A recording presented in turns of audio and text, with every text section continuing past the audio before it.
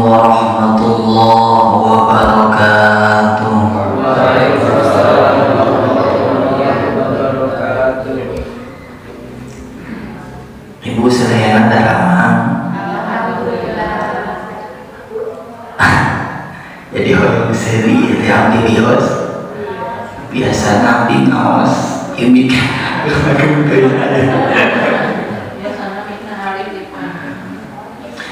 saja yang mau es krim gitu. Allah karim. Bismillahirrahmanirrahim. Masya Allah. La yasukul khaira illallah. Bismillahirrahmanirrahim. Masya Allah. La yasrifu su'a illallah. Bismillahirrahmanirrahim. Masya Allah. Maka min ni'matin faminallah. Bismillahirrahmanirrahim. Masya Allah. La quwwata illa billah. Alhamdulillah. Alhamdulillah wa syukru ala ni'amillah. Thumma alhamdulillahilladzi jama'ana fi hadhil haflah al-mubarakah. Asyhadu an la ilaha illallah wahdahu la syarika lah. Wa asyhadu anna sayyidana wa maulana Muhammadan abduhu wa rasuluhu alladzi la nabiyya ba'da. Allahumma fasalli wa sallim wa barik wa karim wa majid wa azim wa tahannan wa tasharraf ala sayyidina Rasulillah Muhammad ibn Abdillah wa ala alihi wa ashabihi wa man tabi'ahu ila yaumil qiyamah. Amma ba'du. Faqad qala Allah ta'ala fi ayatihi al-aziz. A'udzu billahi as-sami'il 'alim minasy syaithanir rajim. Bismillahirrahmanirrahim. Inna 'iddatash syuhuri indallahi 12 syahran. 12 syahran fi kitabillahi yawma khalaqas samawati wal ard minha arba'atun hurum. Al-ayat. Shadaqallahul azim. Ibu sadayana sepuh anu anom anu dimuliakeun ku Allah Subhanahu wa taala, sadaacan urang sadayana ngaos, urang sami-sami ngadoa ka Allah Subhanahu wa taala, munajat ka Maha Kawasa, ngajerit ka Gusti anu Maha Suci. Ieu nganggo bahasa Sunda ka hartos, bahasa Sunda, bahasa Indonesia, campur wae. Sebelum kita memulai pengajian ini, marilah kita sama-sama berdoa kepada Allah, karena di dalam pengajian itu ada keberkahan. Di dalam pengajian itu ada doa yang mustajab. Oleh karena itu sangat disayangkan jikalau kita hadir di majelis ilmu, hadir di pengajian tanpa ada doa di dalamnya. Ibu, bapak semuanya yang bawa air, bisa dibuka airnya. Sejenak kita berdoa mengharap keberkahan kepada Allah Subhanahu wa taala. Mudah-mudahan segala harap cita angan-angan kita dikabulkan oleh Allah Subhanahu wa taala.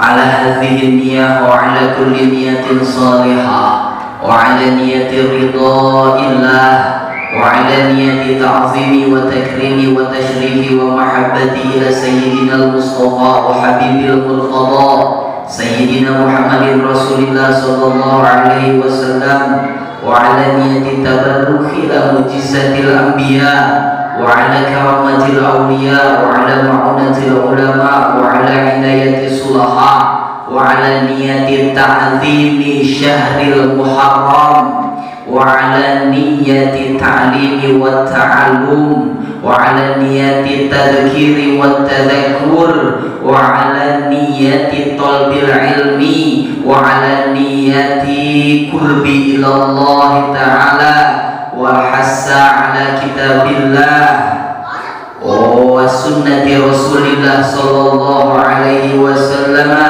وعلى نية الشفاء من جميع الأمراض والأسقام وعلى نية دفع البلاء. الفاتحة. أعوذ بالله من الشيطان الرجيم. بسم الله الرحمن الرحيم. الحمد لله رب العالمين الرحمن الرحيم مالك يوم الدين إياك نعبد وإياك نستعين اهدنا الصراط المستقيم صراط الذين أنعمت عليهم غير المغضوب عليهم ولا الضالين.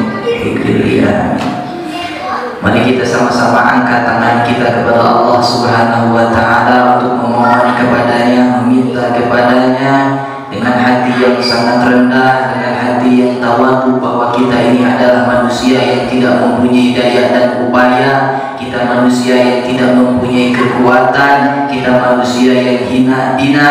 Mudah-mudahan saat ini dengan kerendahan hati kita meminta kepada Allah yang maha agung, yang maha besar, yang maha punya segalanya, hajat kita dikabul oleh Allah, maksud kita hasil di hadapan Allah Subhanahu wa Ta'ala. Alhamdulillahirabbil alamin hamdan syakirin hamdan na'imin hamdan yuwafi ni'amahu wa yukafi mazidah. Ya Rabbana lakal hamdu kama yanbaghi li jalali wajhikal karim wa li 'azimi sultanik. Allahumma salli ala sayyidina Muhammadin tabtahu lana biha bab ridha wa taysir wa takrabu 'anna biha bab syarri wa ta'sir wa takunu lana biha waliyya wa nasira ya ni'mal maula wa ni'man nasir. Allahumma inna nas'aluka natawajjahu ilaika bi nabiyyika rahmati ya Muhammad inna natawajjahu ila rabbi bika ayyaqdiya hajatana hadhi. Sebutkan yang menjadi hajat dan maksud kita yang ada di hati kita masing-masing. Insya Allah Allah lebih mengetahui, Allah alim, Allah lebih mengetahui. Doakan diri kita, doakan suami kita, doakan anak-anak kita, doakan orang tua kita agar menjadi hamba Allah yang bisa beribadah kepadanya. Ya Allah ya Karim ya Mujib as-Sayyid ya Allah.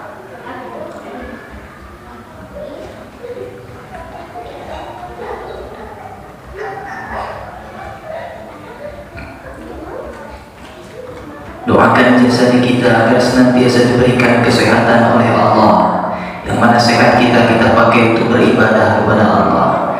Doakan usaha-usaha kita, kasab-kasab kita. Mudah-mudahan kasab kita diberikan rezeki yang halal, manfaat juga berkah untuk beribadah kepada Allah Subhanahu wa Ta'ala.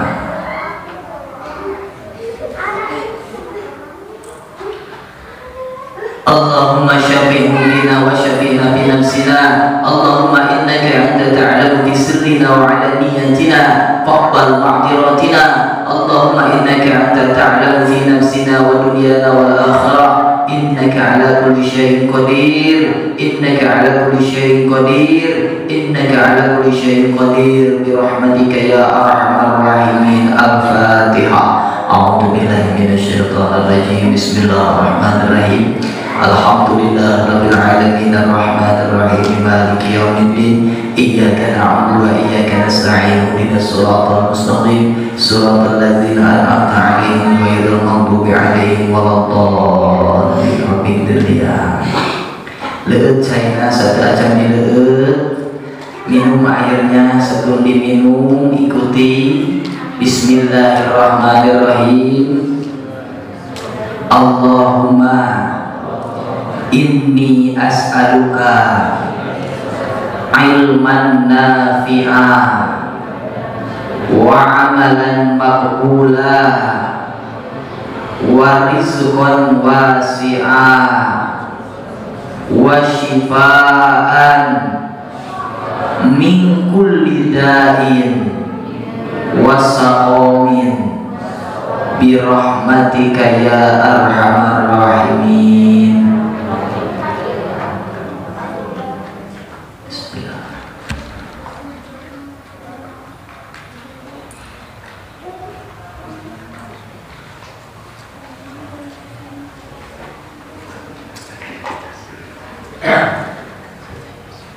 Ibu bapak yang dirahmati oleh Allah Subhanahu wa ta'ala,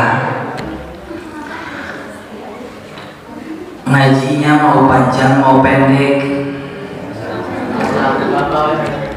laku baik, sedang-sedang saja. Biasanya sampai jam berapa ngaji kita? Kuat sampai setengah 12. Kuat, yakin, insya Allah. Kuat, ibu kuat, abi kuat. Allah karim.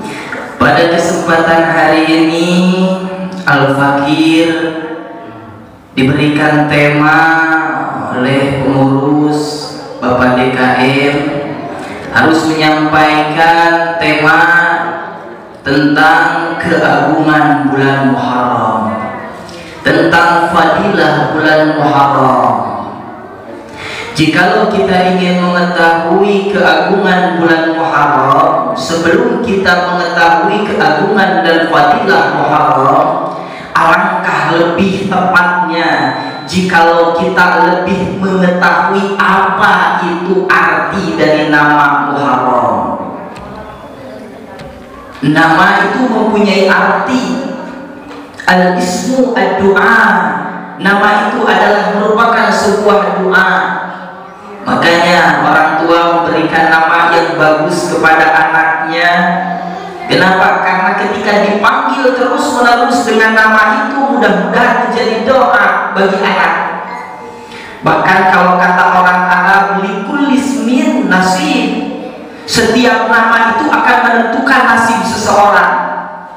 Bahkan kata orang Arab yang lainnya, min ismika a'rafu abaka, dari namamu aku akan mengetahui siapa itu bapakmu. Biasanya kalau anaknya itu Gotu, ada Pak Gotu, kepanjangannya itu go to school. Ini bapaknya pasti guru bahasa Inggris. Dari namamu aku akan bisa mengetahui siapa bapakmu. Ada yang namanya Naruto, anak zaman sekarang, berarti orang tuanya suka dengan kartun Naruto. Ada juga yang namanya itu nama ulama, Muhammad, nama para nabi, Ibrahim. Berarti bisa dikatakan bahwa orang tuanya itu ada kecintaan hatinya kepada ulama. Itu makanya nama itu mempunyai arti. Makanya kalau ada orang yang berkata, apalah arti sebuah nama? Ada yang bilang seperti itu, ada?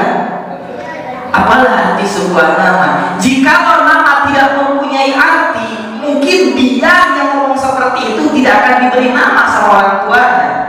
Betul? Betul tidak? Nama mempunyai arti. Coba tanyakan nama kita kepada orang tua, apa harapan kita, apa harapan orang tua kita dulu kepada kita. Jadi harapan-harapan orang tua dituangkan dalam sebuah nama, supaya anaknya menjadi ini, anaknya menjadi ini. Itu harapan orang tua dituangkan dalam sebuah nama. Ini nama Muharram. Udah tahu apa arti nama Muharram? Setiap bulan mempunyai nama.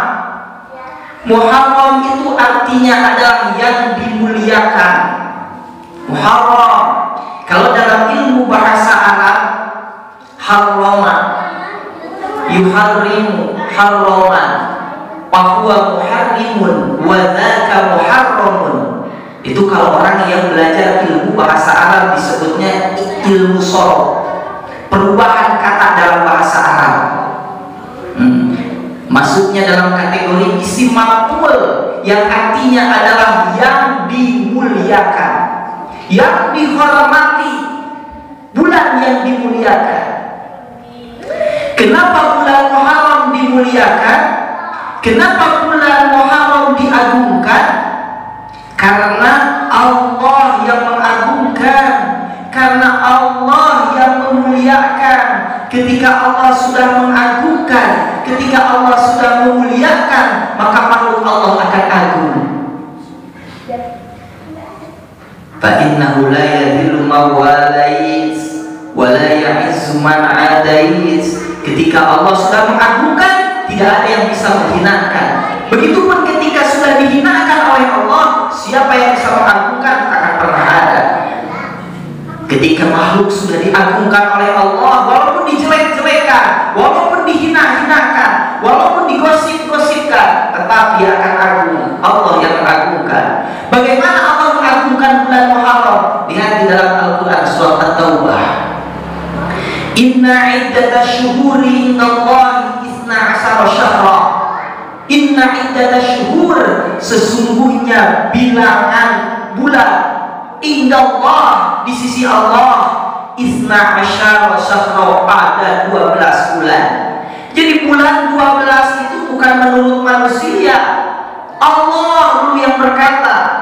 Dari mulai Muharram sampai Zulhijjah, Allah yang berkata dalam Al-Quran. Manusia hanya menemukan saja bahwa bulan ada 12. Allah yang menciptakan bulan itu. Allah berkata di dalam Al-Quran.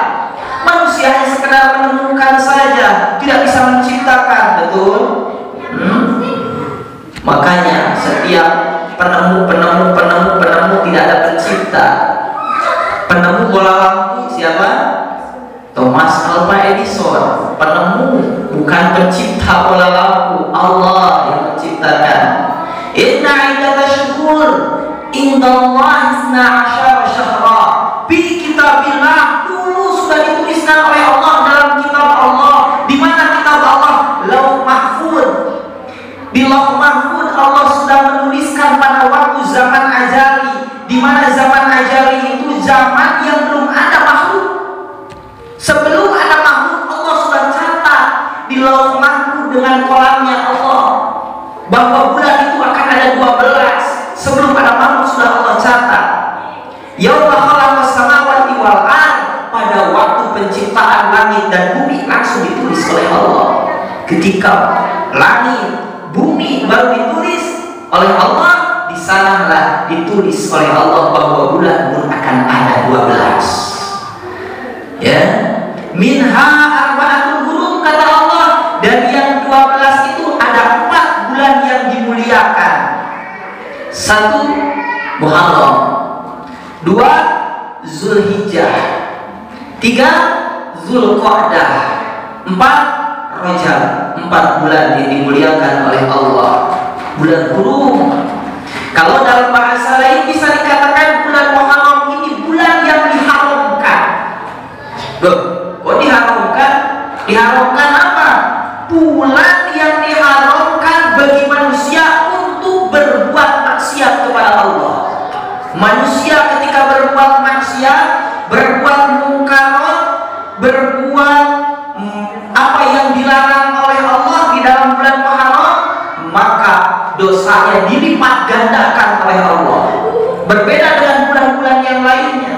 Kenapa? Karena bulan yang diagungkan oleh Allah dipakai untuk maksiat oleh kita. Kita menghinakan bulan Muharram, kita tidak mengagungkan makhluk yang diagungkan oleh Allah, maka Allah akan menghinakan kita dengan apa? Dengan melipat gandakan dosa kita ketika kita berbuat maksiat di dalam bulan Muharram. Makanya ada dalam kata yang lain bisa disebut kata, kalau dalam sholat ada yang disebut dengan takbiratul ihram. Kalau dalam ibadah haji ada yang disebut dengan ihram. Apa itu ihram itu? Haram. Haram. Haram apa ketika sholat itu ada haram? Haram melakukan perbuatan di luar sholat. Di dalam sholat ketika takbiratul ihram itu adalah takbir yang mengharamkan. Mengharamkan apa? Mengharamkan perbuatan-perbuatan yang tidak ada dalam sholat. Contoh, makan halal. Makan halal tidak? Halal. Minum halal tidak? Halal. Tapi ketika sholat, makan minum menjadi haram. Betul? Itu yang disebut disebut dengan takbiratul ihram, mengharamkan segala sesuatu yang di luar sholat. Ihram pun sama, ketika ibadah haji menjadi haram, segala sesuatu yang di luar ibadah haji menjadi haram. Begitupun juga ketika bulan Muharram, saking diagungkannya oleh Allah, dulu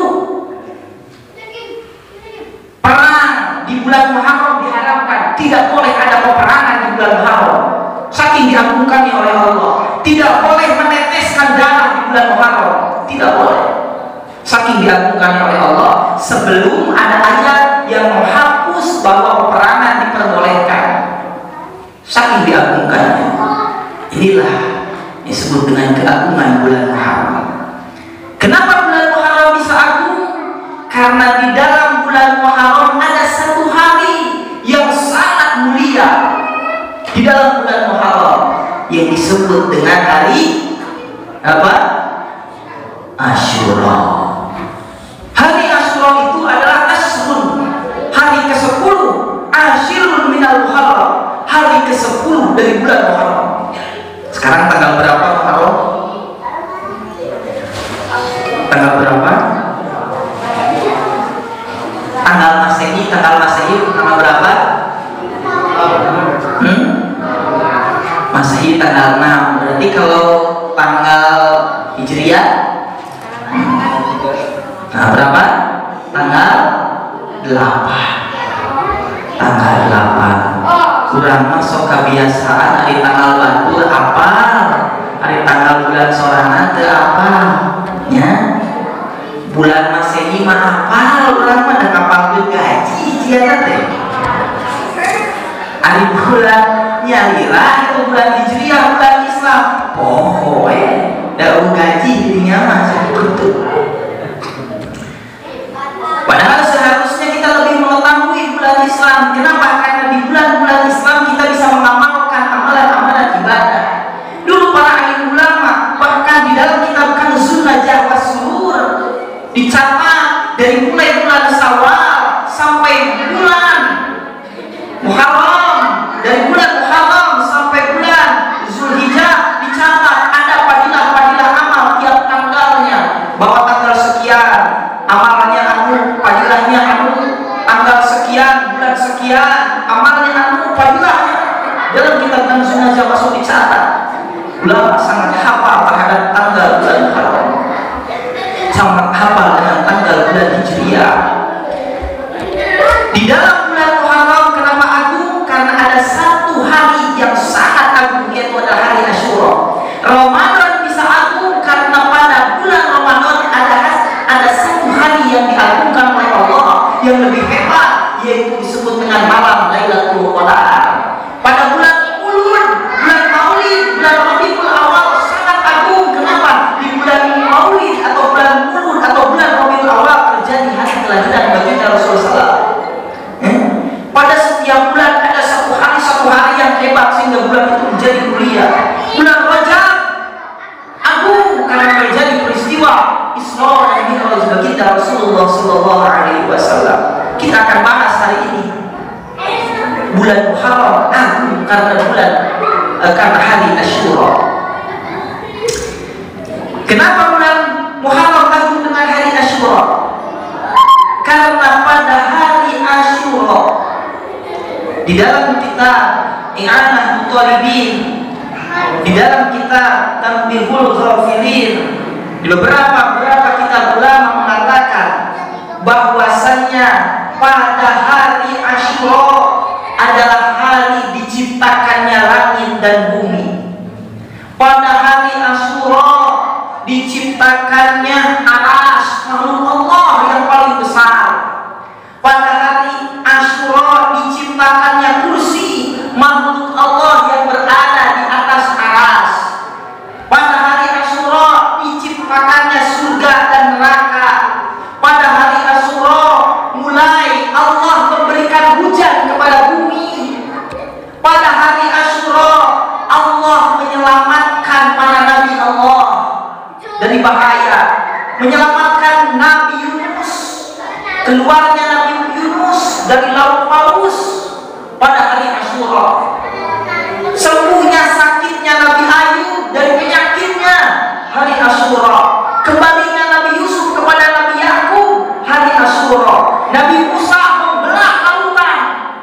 diselamatkan dari Firaun hari Asyura, dan banyak peristiwa-peristiwa yang lain pada hari Asyura.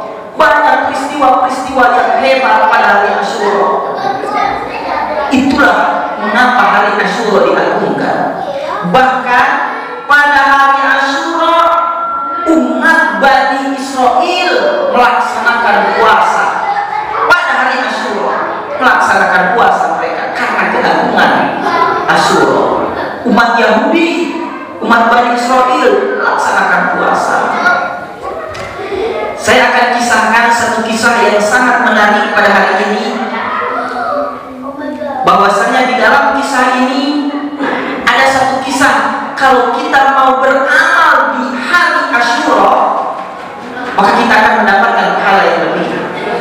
Ini kisah ini termaktub di dalam kitab I'anatul Talibin jilid 2 halaman 267. Di dalam kitab ini dikatakan anna faqiran kana lahu 'iyalun yaum Asyura, bahwa sesungguhnya dikisahkan dalam kitab itu ada seorang yang fakir, manusia yang fakir, manusia yang butuh pertolongan, manusia yang butuh bantuan. Fakir ini derajatnya di atas miskin, lebih rendah di atas miskin. Fakir namanya.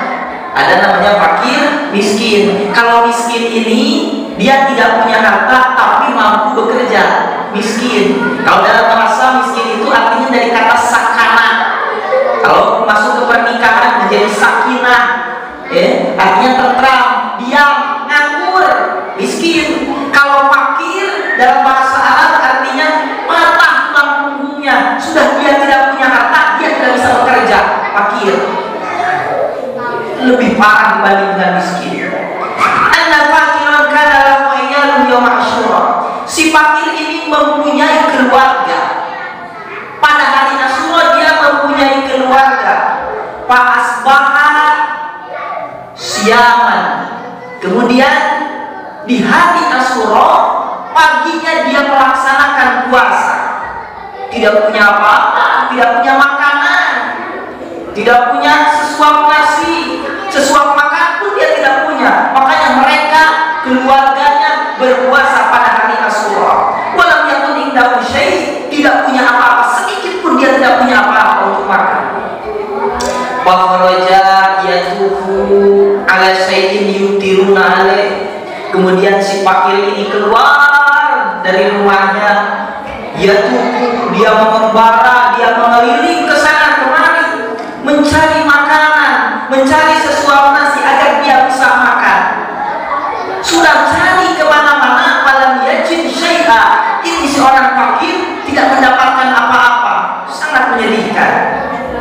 Kemudian si fakir ini pada khola suqosorfi, masuklah si fakir ini ke dalam pasar, tempat jual beli.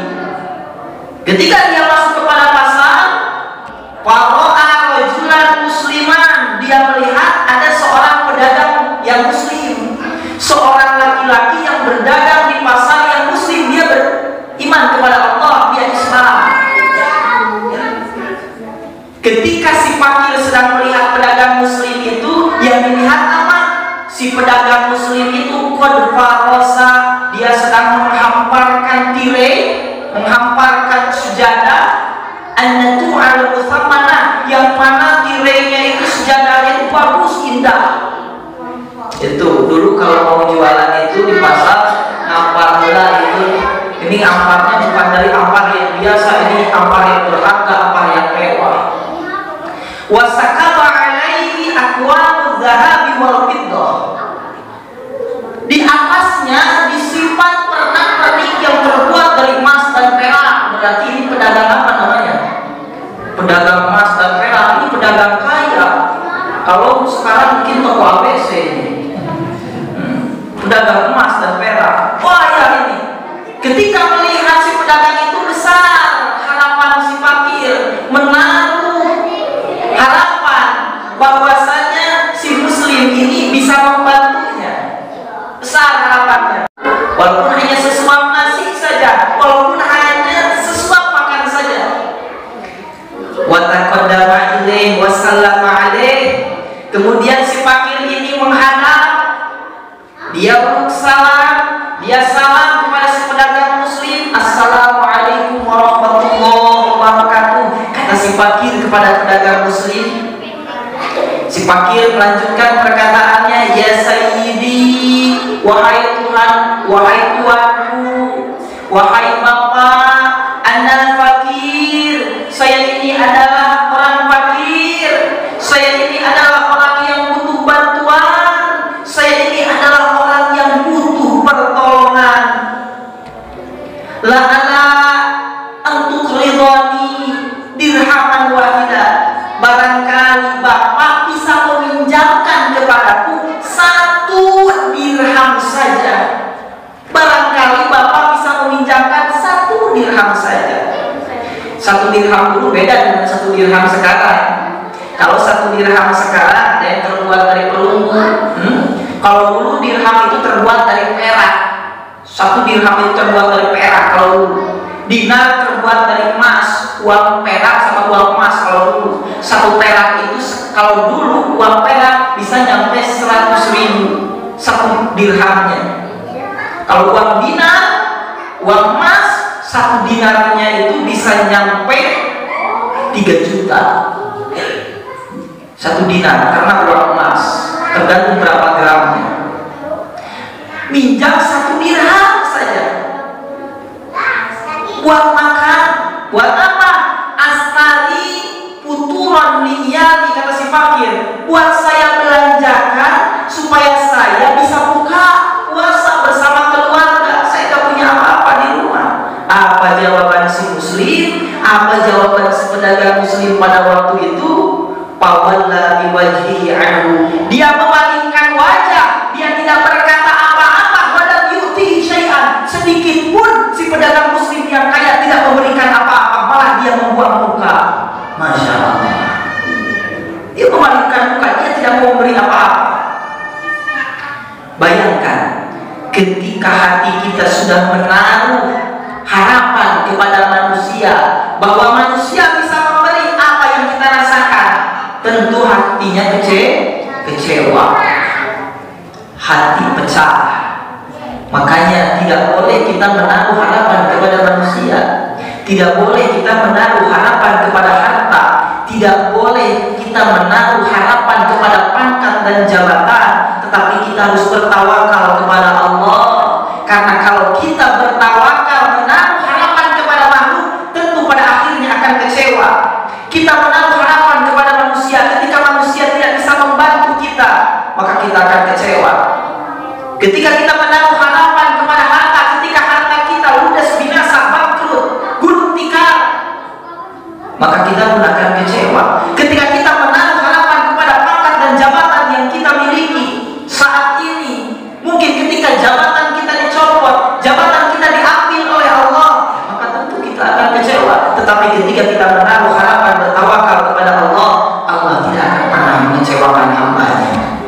Wallahu waliyul muttaqin. Allah akan senantiasa membela orang yang bertakwa. Ketika Allah sudah membela orang yang bertakwa, la yadurukum kaiduhum syai'a, sedikit pun tidak ada yang mampu memadaratkan orang yang telah dibela oleh Allah, orang yang telah dilindungi oleh Allah. Maka tawakallah kepada Allah. Kemudian si fakir ini lanjut cerita, faraja'al fakir, si fakir ini kembali wa maksul qalbi, dengan keadaan yang hatinya pecah, dengan keadaan hatinya yang kecewa, dengan keadaan hati yang sangat terluka, teriris hatinya. Wadumu yajri ala khaddihi, kemudian air matanya mengalir di pipinya dengan sangat deras, menetes terus air mata si fakir ini. Masya Allah. Tetapi suatu ketika si fakir sedang berjalan, ada tetangga pedagang yang lainnya yang menyaksikan dialog antara si fakir dengan si pedagang muslim, kemudian dihampiri oleh tetangga pedagang yang lain. Padahal dia itu Yahudi, bukan muslim. Ini Yahudi, tetangganya yang lain, tetangga pedagang yang lainnya ini Yahudi. Ini si Yahudi datang menghampiri, menepuk punggungnya. Wahai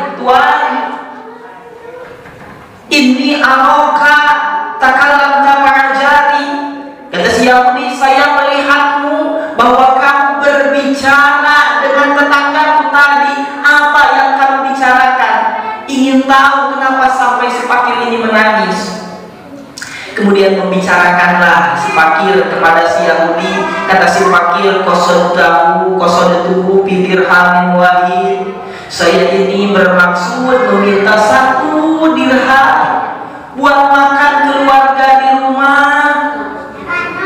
Bahwasannya saya meminjam, bukan meminta, meminjam 1 dirham saja. Nanti kalau sudah punya saya ganti, saya pinjam. Tapi si pedagang muslim itu tidak memberi. Bahkan kalau saya bersiap berdoa, bahkan kalau dia siap untuk memberi pinjaman kepada saya beritakan kepada si pedagang muslim tadi, saya siap berdoa untuknya pada hari ini. Saya mau berdoa untuknya di hari ini. Kalau dia mau meminjamkan saya uang, saya siap berdoa untuknya pada hari ini. Penasaran nggak si Yahudi? Wahai ulang, emangnya hari ini adalah hari apa? Mahadal yaum, hari ini sebenarnya hari apa? Kata si fakir, hadal yaum yaum Asyura. Hari ini adalah hari Asyura, kata si fakir. Hari Asyura. Apa itu hari Asyura? Wadakara ba'da fadaili. Si fakir kemudian membicarakan beberapa fadilah hari Asyura kepada Yahudi. Bahwa hari Asyura itu ini.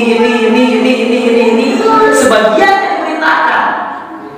Setelah memberitakan sebahagian daripada fadilah dan keagungan hari Asyura, panawalahu Yahudi asyrata dirham.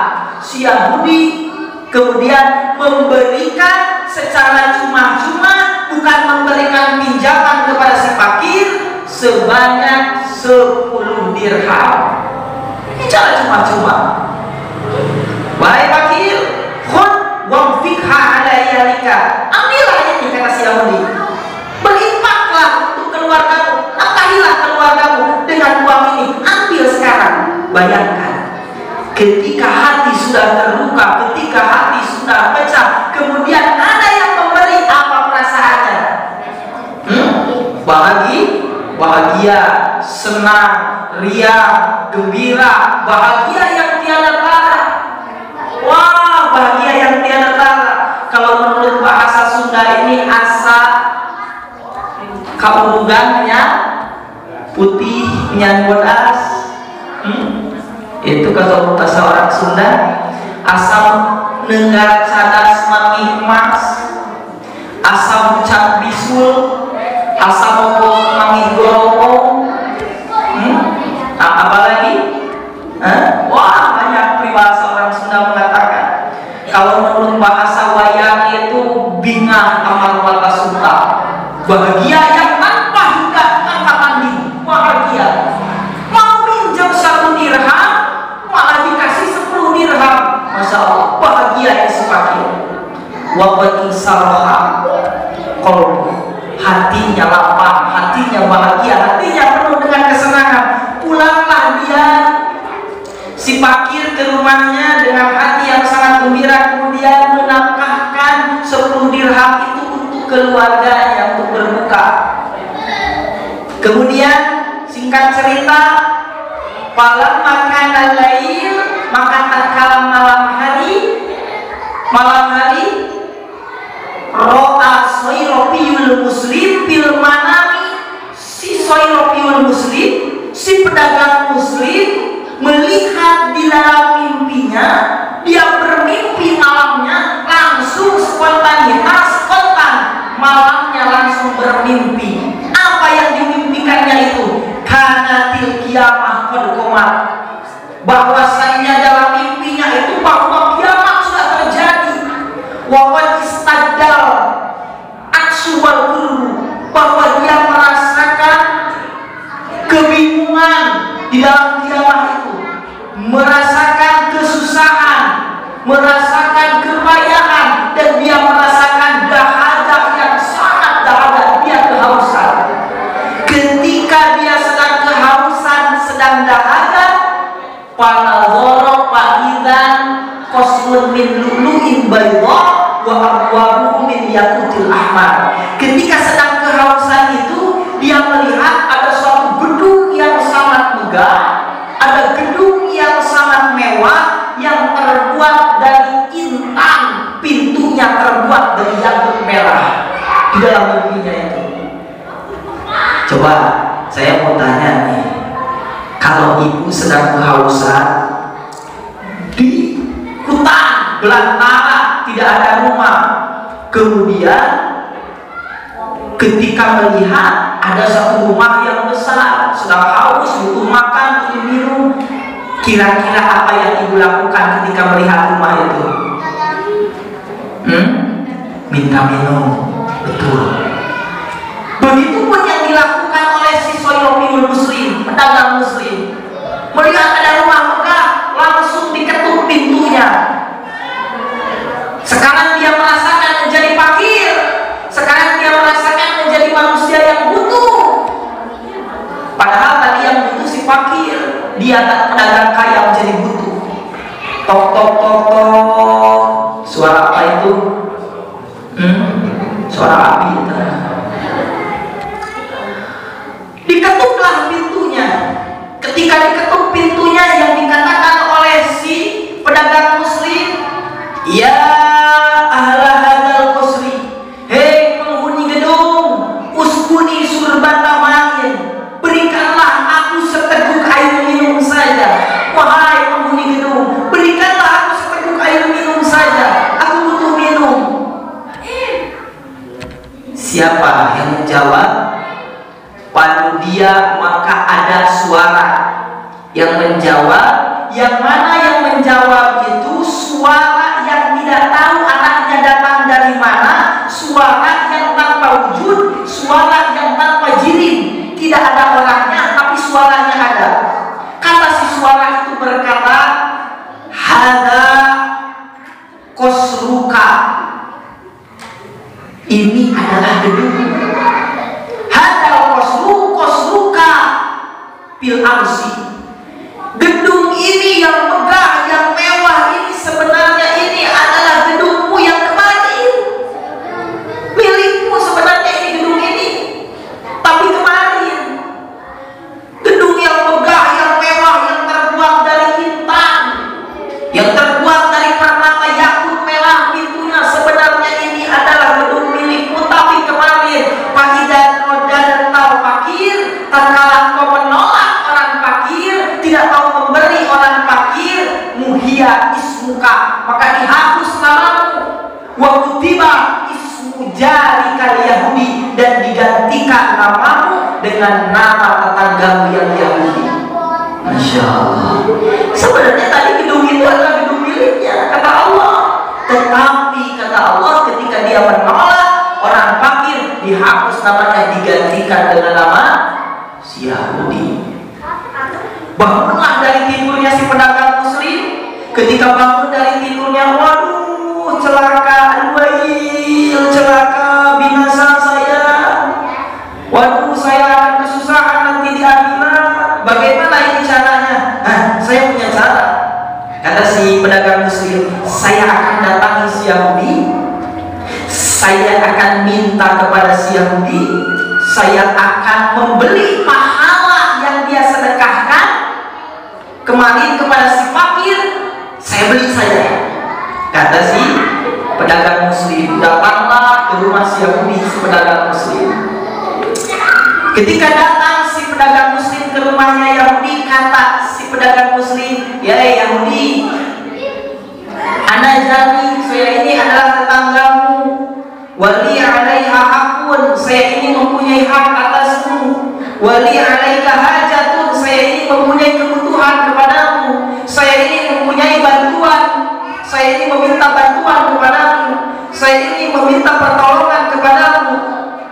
Kata si Yahudi, wa mahia, apa yang perlu saya bantu, apa yang perlu saya tolong?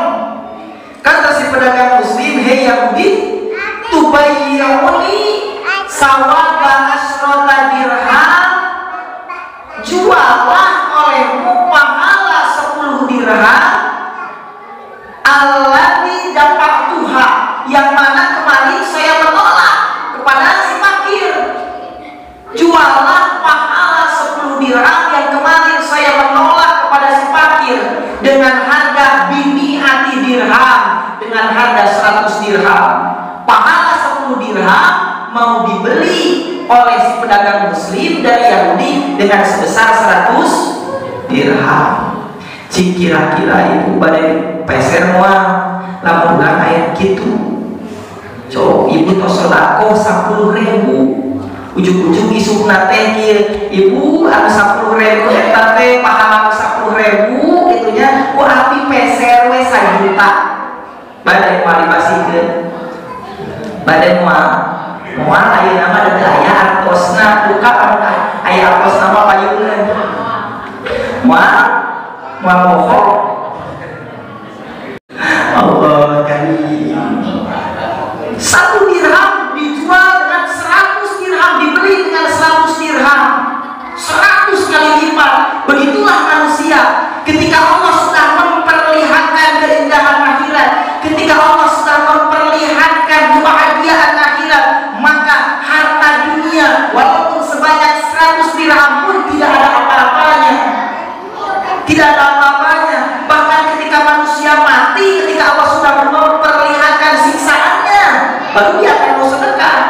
Makanya di dalam Al-Quran surah Al-Munafiqun, orang yang sudah meninggal tapi dia tidak sempat bersedekah, apa perkataannya kepada Allah? Ya Rabbi laula akhartani ila ajalin qarib wa asaddaqa wa akun minas sholihin. Orang yang mati, yang meninggal tidak sempat sedekah, ya Rabbi wahai Tuhan kami, tanggalkanlah ajal kami sebentar. Saya ingin kembali lagi hidup ke dunia. Kalau saya kembali lagi hidup ke dunia, walaupun 1 detik, walaupun 1 menit, saya mau bersedekah. Saya mau menjadi orang yang ahli kelautan.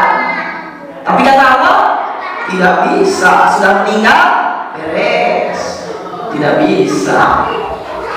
Begitulah manusia. Kalau Allah sudah memperlihatkan siksaannya, baru dia mau beribadah. Begitupun juga ketika Allah sudah memperlihatkan keindahan akhirat. Intan, coba kalau intan sekarang berapa harganya? Ada yang tahu intan harganya? Intan itu perkiraan ini, 1 karatnya intan itu 0,2 gram. Kalau 1 gram itu 5 karat. 1 karatnya intan itu bisa nyampe sekitar 100 juta. Kalau 5 karat, tinggal kali saja, bisa nyampe 500 juta, bahkan bisa nyampe 1 miliar lebih. 1 gramnya intan. Sedangkan ini rumah megah, gedung mewah, intan semua. Makanya 100 dirham tidak ada harganya. Allah sudah memperlihatkan itu. Saya belilah orang Yahudi harga 100 dirham. 10 dirham saya beli dengan 100 dirham. Apa yang dikatakan si Yahudi? Kata si Yahudi, wallahi, demi Allah, wala bimi'ati alfi dinar, saya tidak akan menjualnya walaupun dengan harga 100.000 dinar. Bukan dirham lagi, dinar. Dirham dulu uang perak, dinar sudah uang emas. 100.000 dinar tidak akan saya jual. 1 dirham itu perak kira-kira harganya 100.000. Kalau perak, kalau dinar, 1 dinar itu 1 koin dinar kira-kira kalau emas bisa nyampe harga 3 juta. Bayangkan, kata si Yahudi, walaupun 100.000 dinar tidak akan saya jual. 3 juta kalau kali 100.000 berapa jadinya? 3 miliar lebih. Pusing pokoknya kalau itu hitungannya matematika. Pusing kalau itu hitungan nikmat dunia. Karena apa? Karena nikmat akhirat itu wah takkan terhitung, tanpa batas. Nikmat akhirat itu keindahan nikmat akhirat tanpa batas. Apalagi kenikmatan surga tanpa batas. Bayangkan nikmat surga nanti kalau kita masuk surga. Amin. Amin. Yang semangat aminnya tuh. Mau masuk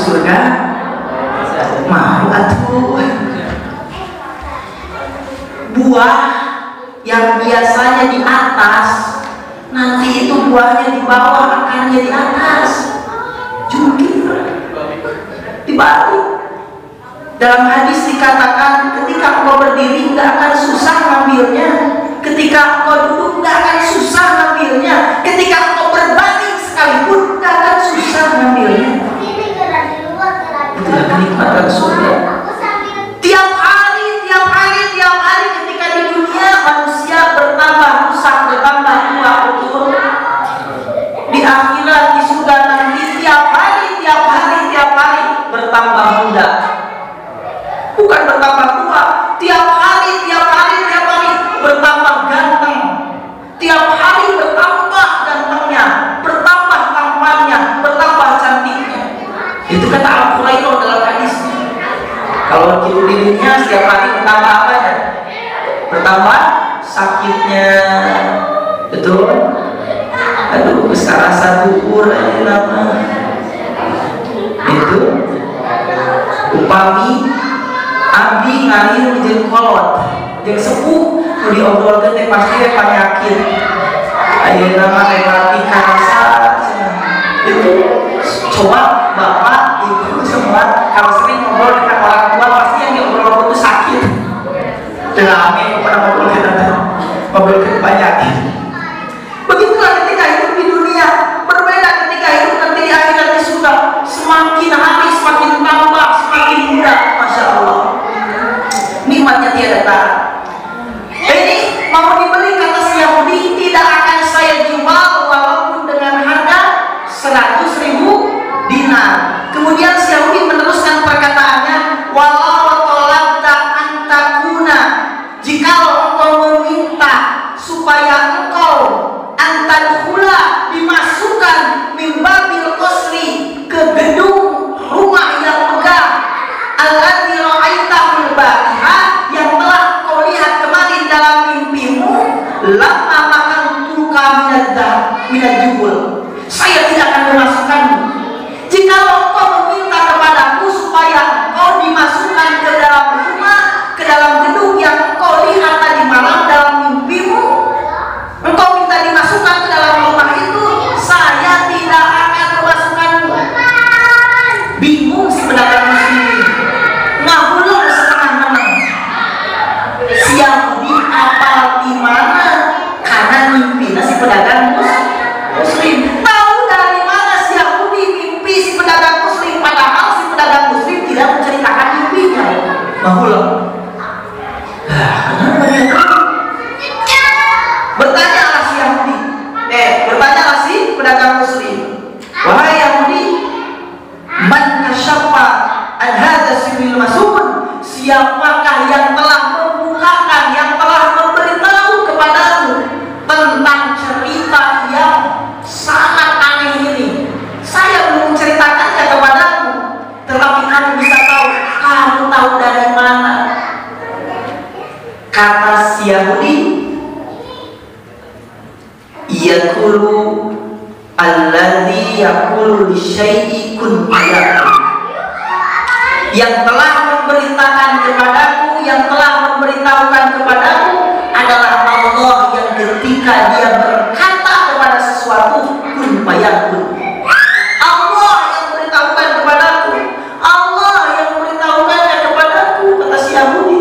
Jadi artinya ketika tadi malam si pedagang muslim mimpi, si Yahudi pun mimpi dengan mimpi yang sama, makanya tidak mau menjual.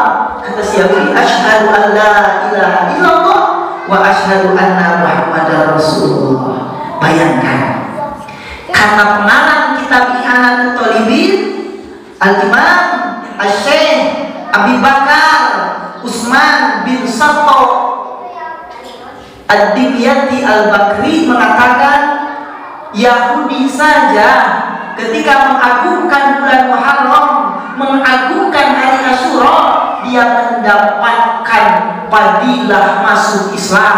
Apalagi kita manusia yang sudah masuk Islam, manusia yang sudah mengetahui keagungan hari Asyura. Jika kita mau mengagungkan hari Asyura, maka kita akan mendapatkan fadilah yang lebih besar dari itu. Kata siapa? Asy-Syaikh Abi Bakar Utsman bin Sattah Ad-Dimyati dalam kitabnya yang berkata seperti itu?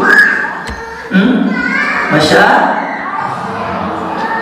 Inilah kehebatan hari Asyura. Bahkan ada beberapa amalan yang mungkin bisa kita amalkan pada hari Asyura supaya kita mendapatkan fadilah yang besar. Di antaranya yang pertama, dalam hadis dikatakan, man ahya lailata Asyura bil ibadah. Barang siapa yang menghidupkan hari Asyura dengan ibadah, baik itu ngaji Quran, majelis taklim, majelis ilmu, baik itu dengan sedekah, baik itu dengan zikir, apa ibadah apa yang bisa kita lakukan malam Asyura, malamnya, Faka'annama abadallahu ta'ala mithla ibadati ahli samawati sab'i, maka bagaikan ibadahnya 7 ahli langit, bagaikan ibadahnya ahli langit 7 lapis. Ibadah pada malam Asyura pahalanya seperti ibadah ahli langit 7 lapis para malaikat. Dari langit 1, langit 2, langit 3, langit 4, langit 5, langit 6 sampai langit 7. Jika kita mau menghidupkan hari Asyura dengan ibadah. 1, malam Asyura berarti kalau sekarang tanggal 8, berarti hari Asyura akan jatuh pada hari Senin.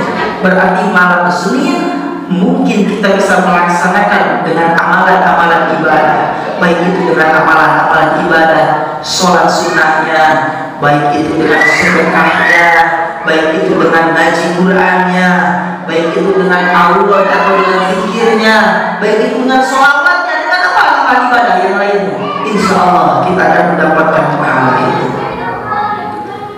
Yang kedua, yang mungkin bisa kita amalkan, puasa hari Asyura. Sunnah kita melaksanakan puasa hari Asyura. Bayangkan, Yahudi saja puasa hari Asyura, dia mengagungkan bulan Asyura, padahal kita yang lebih berhak untuk mengagungkan Asyura, kenapa kita tidak mau melaksanakan puasa Asyura? Dalam hadis dikatakan, man shoma yauma Asyura faka'annama shoma dzahri. Barang siapa yang melaksanakan puasa pada hari Asyura, yaitu puasa pada hari Senin nanti 10 Muharram, maka bagaikan puasa sepanjang masa. Sepanjang masa, artinya puasa sepanjang masa. Bertepatan dengan hari Senin, puasa Senin Kemisnya dapat, puasa hari Asyuranya dapat. Ibu pernah melaksanakan puasa hari Asyura? Pernah? Belum? Siap melaksanakan? Insya Allah. Ini hadisnya syahid, puasa hari Asyura. Bahkan Sayyidina Abu Hurairah berkata, Innallaha azza wa jalla, hadis yang diriwayatkan oleh Abu Hurairah, Innallaha azza wa jalla, sesungguhnya Allah azza wa jalla iftaradu ala Bani Israel, memardukan, mewajibkan kepada Bani Israel soma yaumin, puasa 1 hari min sanati, dari 1 tahun. Allah mewajibkan kepada Bani Israel dalam 1 tahun puasa pada 1 hari. 1 tahun 1 hari puasanya. Yaum Asyura, yaitu puasa pada hari Asyura. Wa huwa yaumun minal Muharram, yaitu wa huwa yaumun min asyirul Muharram. Puasa pada hari ke-10 bulan Muharram. Bani Israel dalam 1 tahun 1 kali puasanya. Makanya kata Rasul, pasumu, maka puasa. Tentu kita diberikan jatah umur oleh Allah, bisa bertemu lagi dengan bulan Muharram yang akan datang. Makanya hari yang sekarang gunakanlah semaksimal mungkin untuk ibadah kepada Allah. Sunnah, ketika kita puasa pada hari Asyura, kata Rasul, puasa juga pada tanggal 9-nya disebut dengan puasa Tasu'a, puasa hari ke-9. Jadi puasanya itu 9 dan 10 sunnah. Kenapa demikian? Kata Rasul, khalifanil Yahud, supaya membedakan antara Yahudi dengan orang Islam. Kalau orang Yahudi 10 saja, kita orang Islam 9-10 kata Rasul, supaya berbeda. Karena kalau sama bisa dikategorikan tasyabuh, man tasyabbaha biqaumin wa huwa minhum. Barang siapa yang menyerupai suatu kaum, khawatir kaum itu termasuk daripada golongan itu. Nauzubillah min Khalifah Yahud. Kita puasa tanggal 9 kata Rasul, 9-10. Jikalau kita masih tidak mampu, nggak apa-apa, 10 saja. Niat ta'ziman lil Muharram, mengagungkan bulan Muharram, wattiba'i sunnati Rasulillah, dan niat mengikuti sunnah Rasulullah SAW, wa niat liridha'illah ta'ala, dan niat untuk mencari keridhaan Allah. Puasalah, gak bisa 9-10, puasa 10 saja. Satu yang tadi amalannya apa? Menghidupkan malam Asyura dengan ibadah. 2, puasa. Yang ketiga, wah puasa berat, penyakit mah gak puasa.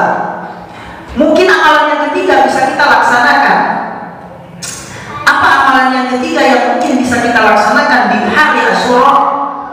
Yaitu adalah sholat sunat 4 rakaat. Dalam hadis dikatakan, man sholat 4 rakaatin yaum Asyura, barang siapa yang melaksanakan sholat sunat 4 rakaat pada hari Asyura, bi kulli rakaatin alhamdulillah marrah, dari tiap-tiap rakaatnya itu membaca Al-Fatihah 1 kali, wa qul huwallahu ahad 51 marrah, dan surat Al-Ikhlas qul huwallahu ahad 51 kali per rakaatnya. Ghafarallahu dzunuba 50 aman, maka Allah akan mengampuni dosa selama 50 tahun. Mengampuni dosa selama 50 tahun. Allah akan menghapura selama 50 tahun, dosa selama 50 tahun diampuni oleh Allah. Jikalau kita sholat sunat 4 rakaat, 1 kali salam, assalamualaikumnya 1 kali. Karena sholat sunat tidak ada tahiyat awal, langsung tahiyat akhir. Tuh, 1 rakaat Al-Fatihah, kemudian Al-Ikhlas 51, rakaat kedua Al-Ikhlas 1, Al-Fatihah 1, Al-Ikhlas 51, rakaat ketiga Al-Fatihah 1, Al-Ikhlas 51, rakaat keempat Al-Fatihah 1, Al-Ikhlas 51. Berarti totalnya Al-Ikhlasnya jadi berapa? 204. Aduh, masih susah. Capek gitu, Nas. Biasanya kita kalau sama ibadah itu capek, betul? Butuh ente bukan pahala. Butuh ente, butuh mah butuh karena pahala dengan capek. Betul? Tapi lamun karena duit, kerja peras keringat, banting tulang dari pagi sampai sore, nggak capek Pak? Capek mah capek, tapi butuh. Kalau ngaji, kalau pahala, butuh mah butuh, tapi capek. Dibalik. Ya, begitulah sifat manusia. Kalau kita mungkin bisa laksanakanlah. Cuma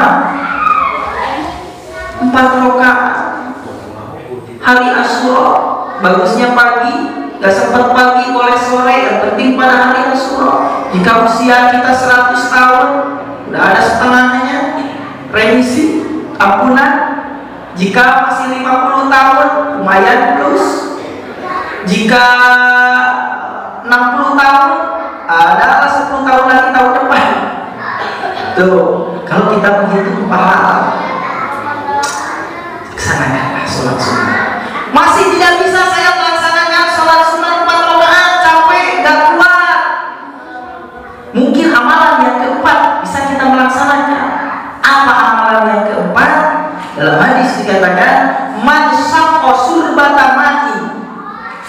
siapa yang memberi minuman, memberi minum, sedekah minum, walaupun hanya seteguk air, kata Rasul sallallahu ta'ala, yaumal aksil akbar ka'san lam yanma' ba'daha amadan. Ketika kita bersedekah pada hari Asyura seteguk air minum, maka Allah akan memberikan pahala kepada kita. Kelak di akhirat kita tidak akan pernah kehausan, karena Allah memberikan satu gelas yang mana kita minum lam yanma' ba'daha amadan. Satu kali minum tidak akan pernah kehausan selama-lamanya. Kelak di alam mahsyar itu manusia kehausan, panas, keringat di mana-mana. Tetapi bagi manusia yang diberi minuman satu teguk air yang diambil dari telaga Kausar, tidak akan pernah kehausan satu kali teguk minuman itu. Makanya sunnah pada hari Asyura kita bersedekah, walaupun hanya seteguk air, sedekah kepada keluarga, kepada orang lain. Silakan. Saya tidak punya air, mau sedekah apa? Makanan pun tidak punya, boleh bersedekah. Harta jika punya, boleh bersedekah. Minuman jika punya, tidak punya, pikiran dan tenaga kita sedekahkan pada hari Asyura. Diniatkan mengagungkan bulan Muharram, diniatkan mengagungkan hari Asyura. Insyaallah Allah mengetahuinya. Bahkan dalam hadis yang lain, man tasaddaqa bi shadaqatin, barang siapa yang bersedekah dengan satu sedekah di yaumi Asyura, pada hari Asyura, lam paka'annama lam yarud sa'ilan qattu, bagaikan dia tidak pernah menolak seluruh orang yang meminta-minta. Bersedekah pada hari Asyura, satu kali sedekah bagaikan tidak pernah menolak para peminta-minta. Hebat tidak pahalanya? Haji? Haji. Masya Allah. Masih tidak bisa juga sedekah, nggak punya. Mungkin amalan yang selanjutnya bisa kita laksanakan. Apa amalan yang selanjutnya yang mungkin bisa kita laksanakan? Man masaha ala maksiatin aw asana ilaih, barang siapa yang mengusap kepala anak yatim. Man masaha ala maksiatin bi yaumi Asyura, barang siapa yang mengusap kepala anak yatim di hari Asyura, aw ahsana ilaihi, atau berbuat kebaikan kepada anak yatim, paka'annama ahsana ila aitami adam kullihim, bagaikan berbuat kebaikan kepada seluruh anak Adam yang yatim, seluruh manusia yang yatim. Makanya pada hari Asyura banyak yang menyantuni anak yatim. Inilah hadisnya. Bahkan seringkali dikatakan pada hari Asyura disebut lebarannya anak yatim. Ada anak yatim, jarang di sini, neng sini, buat jajan. Mau 5.000, 10.000, 100.000, tergantung kemampuan kita. Allah tidak akan melihat kecilnya. Yang dilihat oleh Allah adalah keikhlasannya. Allah tidak akan melihat besar kecilnya. Dan mungkin besar kecilnya di sisi Allah bisa berbeda. Di sisi manusia 100.000 sama 10.000, besar mana? Wah, hebat. Tentu 100 juta lebih besar. Pilihannya 100.000 sama 10.000, di sisi manusia besar mana? Besar 100.000, betul. Tetapi di sisi Allah belum tentu. Di sisi Allah belum tentu 100.000 lebih besar. Kenapa demikian? Contoh, Bapak A bersedekah 100.000, penghasilannya 1 juta per hari. 1 juta per hari berarti berapa persennya? 10%. Bapak B bersedekah 10.000 dari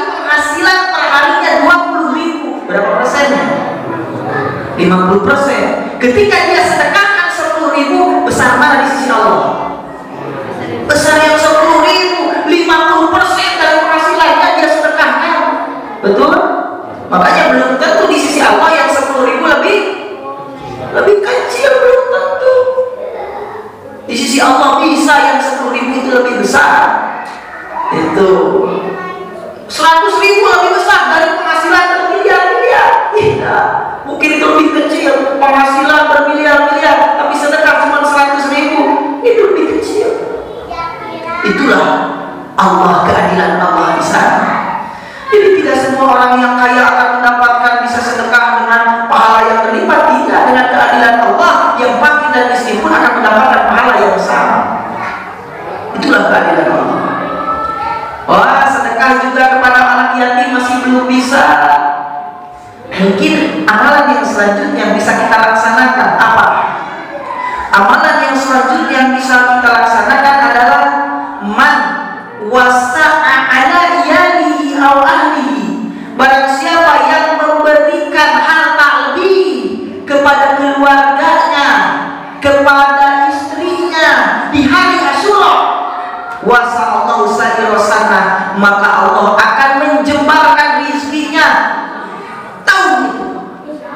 Tahun itu akan diluaskan rizkinya oleh Allah jikalau kita mau memberikan nafkah lebih kepada keluarga dan kepada istri. Minta kepada bapak nafkah lebih. Yang biasanya 1 hari dikasih 100.000, minta 200.000. Ya, ini hadis sesuai. Ya, barang siapa yang memberikan harta lebih, memberikan nafkah lebih pada hari Asyura, berbeda dengan hari yang lainnya, Allah akan meluaskan rizkinya pada tahun itu. Amin ya Allah, Bapak. Biasanya 100.000, saya kasih ini 100.000 100. Yang penting lebih. Anak kasih, ya, uang lebih. Istri kasih uang lebih. Pada hari Asyura. Masih tidak bisa juga. Ada orang yang sakit, kita jenguk. Mumpung pada hari Asyura pahalanya berbeda. Mana ada maridhan, barang siapa yang menjenguk orang sakit pada hari Asyura, menjenguk orang sakit pada hari Asyura, faka'anna ma'ada maridhan, bagaikan dia menjenguk auladi Adam kullihim, seluruh anak Adam. Menjenguk orang sakit pada hari Asyura. Ada yang sakit, cepat-cepat jenguk. Walaupun kita tidak punya apa-apa, jenguk aja, jenguk, yang penting jenguk. Karena dengan dijenguk biasanya orang sakit itu tumbuh semangatnya, lupa akan penyakitnya, hibur hatinya, bahagiakan hatinya. Bukan dengan bawa makanan. Ya kalau ada bawa makanan yang kita punya. Kalau nggak ada, yang penting jenguk, doakan. Dengan hadirnya kita mungkin bisa menambah semangat kehidupannya. Tuh. Bahkan sunat juga pada hari Asyura mandi halus, mandi sunat, mandi kita salah wa tatahhara bi yaumi Asyura. Barang siapa yang mandi pada hari Asyura, mandi pada hari Asyura, bersuci pada hari Asyura, membersihkan badan, memotong kuku pada hari Asyura dengan niat mengagungan hari Asyura. Dalam hadis dikatakan lam yamrud, tidak akan sakit pisanatihi pada tahun itu, illa maradul maut, kecuali mati yang akan membawa, kecuali sakit yang akan membawa kepada kematian sakitnya. Karena keagungan hari Asyura. Sebagian ulama berpendapat bahwa hadis ini dhaif, hadis ini munkar, hadis ini maudhu, hadis ini lemah. Tetapi untuk kebaikan amal, untuk fadilah amal, maka ini bisa dilaksanakan. Hadis dhaif, hadis yang lemah itu tidak boleh dilaksanakan untuk menetapkan suatu hukum. Jikalau untuk menetapkan suatu hukum halal, haram, sah, tidak Tetapi dengan hadis yang dhaif, kalau untuk dipakai fadhailul amal, maka itu diperbolehkan untuk ulama, oleh ulama kepada kita. Tujuannya supaya apa? Supaya kita semangat beribadah. Karena kita ini manusia yang sangat malas. Bayangkan, bibita kieu we kantang tu ngalaksanakeun amal. Komo lamun teu dibibitaku hadis targhib, hadis yang memotivasi. Dibibita model kieu we cantang tu daek puasa. Cantang tu daek sedekah. Cantang tu daek amal. Apalagi kalau teu dibibita, betul? Betul. Makanya sebagian ulama kalau ngobrol itu nggak boleh ngobrolin tentang pahala. Ibadah itu nggak boleh ngobrolin tentang pahala. Yang penting ibadah itu lillah karena Allah. Betul. Emang ibadah itu harus lillah karena Allah. Tapi tingkatan kita dengan tingkatan para nabi, dengan tingkatan para wali beda. Tingkatan para nabi, tingkatan para wali ibadahnya sudah tidak mengharapkan lagi pahala, hanya mengharapkan keridhaan Allah. Tetapi makan ibadah seperti kita yang sedang belajar ibadah, yang sedang belajar mengabdikan diri, menghambakan jiwa dan raga kepada Allah, jikalau tidak dibibita pahala maka betul. Ibadah ikhlas susah apakah kita ini? Kenapa? Lemah keimanan kita, lemah. Berbeda dengan keimanan Rasul, keimanan para nabi, keimanan para wali, imannya di atas terus. Makanya ketika amal ibadah lillah dia karena Allah. Nabi dan para wali ketika ibadah dia tidak mengharapkan manisnya akhirat. Dia ketika ibadah tidak takut terhadap neraka.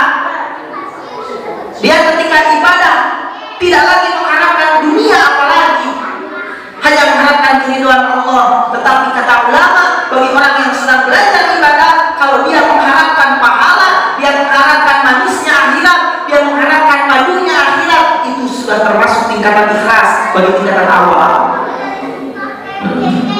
Tapi bagi tingkatan para wali, sudah tidak. Hanya ibadah itu lillah karena Allah. Bersih. Apa ikhlas itu?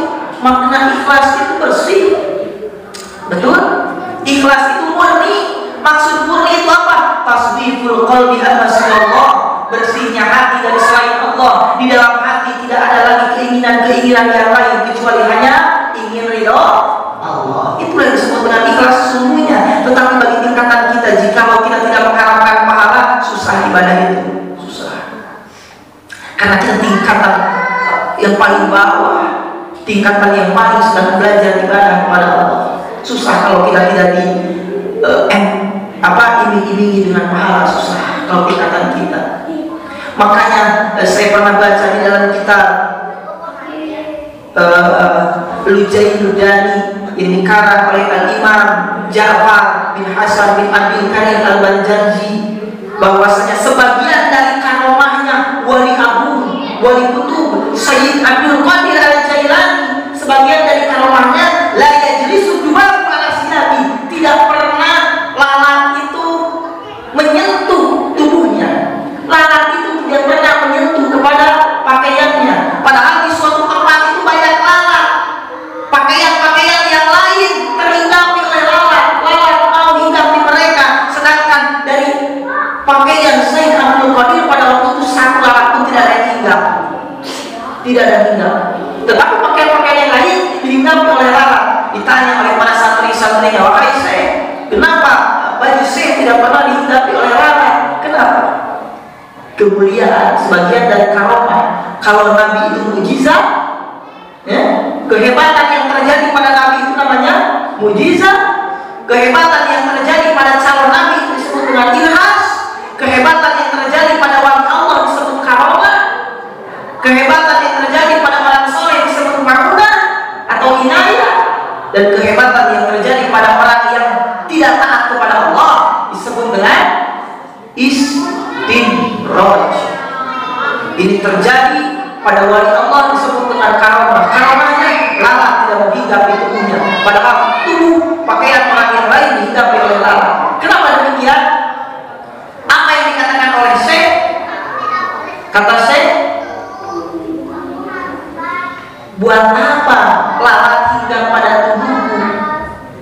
Walaisa li min dinsid dunya wa asalil akhirah. Sedangkan aku sudah tidak ada lagi keinginan terhadap dunia dan manisnya akhirat.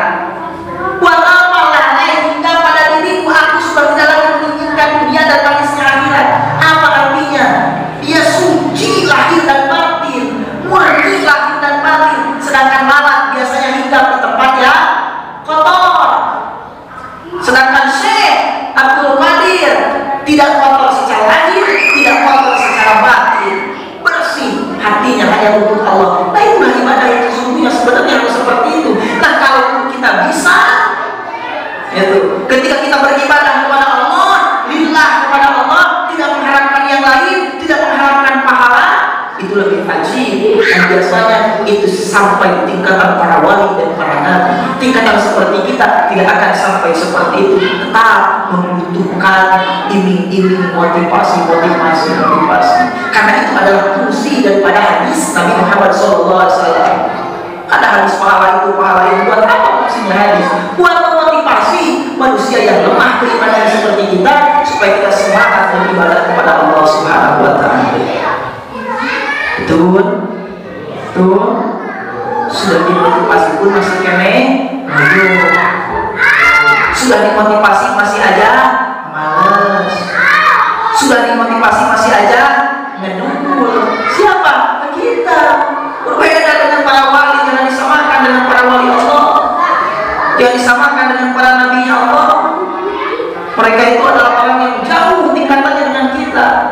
Kita ini adalah manusia yang senantiasa tenggelam dalam dunia hitam, betul, jatuh dalam lumpur-lumpur maksiat, betul, setiap hari dipenuhi dengan dosa dan perbuatan nista, betul, tidak pernah kita lepas dari perbuatan dosa, setiap hari dosa aja, baik yang tak terasa maupun tak terasa. Tapi mudah-mudahan dengan wasilah pengajian rutin seperti ini, dengan wasilah majelis taklim seperti ini, dosa kita dikifarati oleh Allah, dosa kita diampuni oleh Allah, dosa kita diangkat oleh Allah, sehingga dosa kita tidak tersisa, sehingga kita keluar dari majelis taklim ini, keluar dari majelis yang mulia ini, keluar dari masjidnya Allah ini, ke rumah kita, pulang dengan tidak membawa dosa.